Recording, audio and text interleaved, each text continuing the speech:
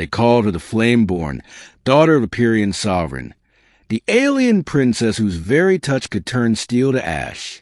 Her kind ruled a world of magma seas and burning skies, where heat was life and fire was breath.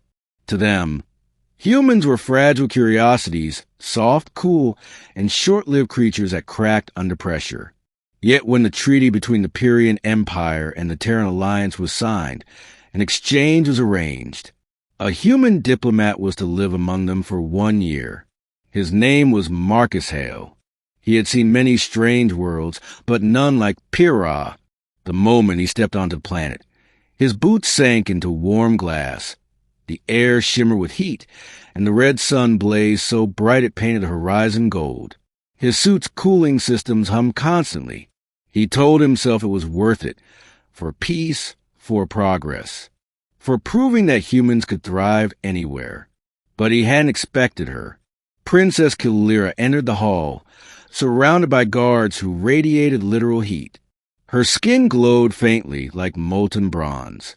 Her eyes, 2 suns burning with intelligence, met his, and for a heartbeat, the temperature in the room seemed to rise.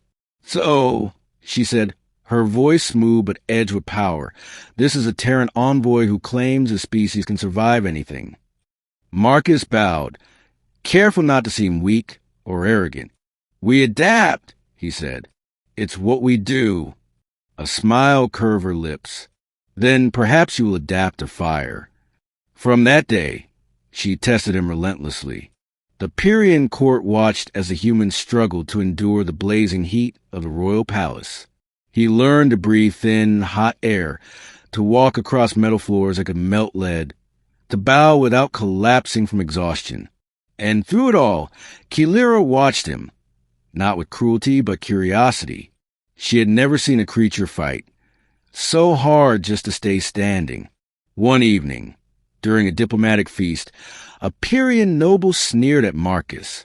"Careful, human," the alien said. "If you get too close to our princess, she might burn the flesh from your bones." Laughter erupted around the hall, but Kilira silenced him with a glance. "If he burns," she said softly, "at least he'll have the courage to stand close enough." The laughter died. Marcus met her gaze and saw something there he hadn't expected. Loneliness. She lived surrounded by admirers who could never touch her, never hold her, because even her own kind feared the intensity of her flame. He realized then that fire was her cage as much as it was her crown. Weeks passed. The alliance thrived. But rumors spread. Humans were too fragile, too cold-blooded, unfit for Pyrian partnership. Kilira summoned Marcus privately to her garden, a volcanic courtyard where rivers of lava flowed like gentle streams. "They doubt you," she said, watching the molten light play across her hands. "They say you cannot endure our world." "Then let me prove them wrong," he said. She looked at him, something fierce and uncertain in her eyes. "There is only one way to prove it, to stand where no human has ever stood, to touch what no one else dares touch." Marcus took a step forward. The air wavered between them. His skin prickled as her heat intensified. He could feel it through his suit, like standing before the heart of a star. "You'll die," she warned. "Maybe," he said, "but maybe not." Her breath trembled. "Why risk it?" "Because you asked," he said simply. Something in her expression softened, then ignited, then "Come closer, human." He took another step, then another, until they were inches apart. His visor fogged, sensors blared warnings, but he ignored them. He could see her face clearly now, the faint cracks of light beneath her skin, the pulse of energy that seemed almost alive.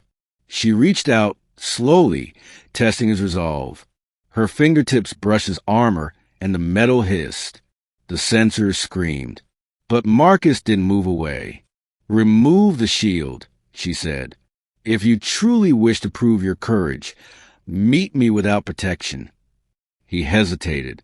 Then, with a slow exhale, he unsealed the helmet. Heat crashed over him like a wave. His lungs burned. His eyes watered. But he held her gaze. Kilira stared in disbelief. No human had ever stood this close to her bare flames and lived. The edges of his hair began to singe. His skin reddened. Yet still, he didn't fall. "You're mad," she whispered. "No," he said, voice hoarse. "I'm human." For the first time, she laughed, soft and bright, like sparks in the dark. "Then prove it." She leaned closer. He could feel the searing air between them, each breath a storm of fire and pain. And then he did the unthinkable. He kissed her. The world exploded. Fire roared around them, a corona of light, so fierce it melted the tiles beneath their feet. But the pain Marcus expected never came. Instead, warmth flooded him, not burning, not destroying, but alive, radiant, accepting. His skin glowed faintly, gold lines tracing where her lips met his. For the first time in her life, Kilira didn't scorch what she touched. When she pulled back, her expression was one of wonder. "How?" she breathed. "You should be ashes." He smiled weakly. "Guess we adapt faster than you thought." The chamber flickered with light. The Pyrian guards burst in, weapons raised, but froze at the sight before them. The princess, glowing softly, stood with a human whose body shimmered like tempered flame. Their eyes met in shock. "He survived," one whispered. Kilira's voice was calm but commanding. "He endured." She turned to Marcus. "You bear the mark now, the flame that does not consume. My fire accepted you." Word spread across Pyrrha like wildfire. The human who kissed a Flameborn and lived became a symbol of unity, of impossible resilience. Scientists tried to study him. Priests tried to worship him, but Marcus refused all titles.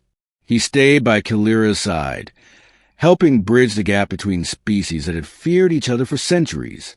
But their closeness came at a cost. The Council of Elders saw their bond as dangerous, unnatural. "You threaten the balance," they warned the princess. "Our kind cannot mix with theirs."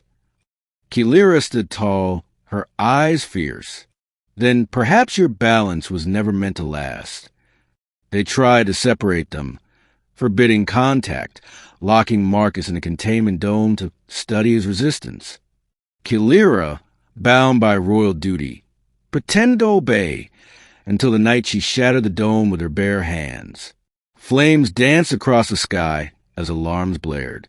She reached for him, her fire blazing brighter than ever, and whispered, "Do you still dare?" He took her hand. Always. Together, they fled into the desert beyond the molten plains, where the stars burned cold above. Her heat dimmed, his glow steadied. For the first time, they touched skin to skin without pain. "What happens now?" he asked. Kilira smiled. "Now history begins again." He laughed softly, brushing her cheek. Only a human would kiss the fire itself. And only fire, she said, would learn to love the one thing it was born to destroy. They stood together as dawn broke over the burning horizon, human and alien, flame and flesh. Proof that even impossible could learn to coexist. And somewhere, deep in the heart of Pyrrha, the old god stirred, whispering that perhaps the universe had just been reborn in the touch of a single kiss.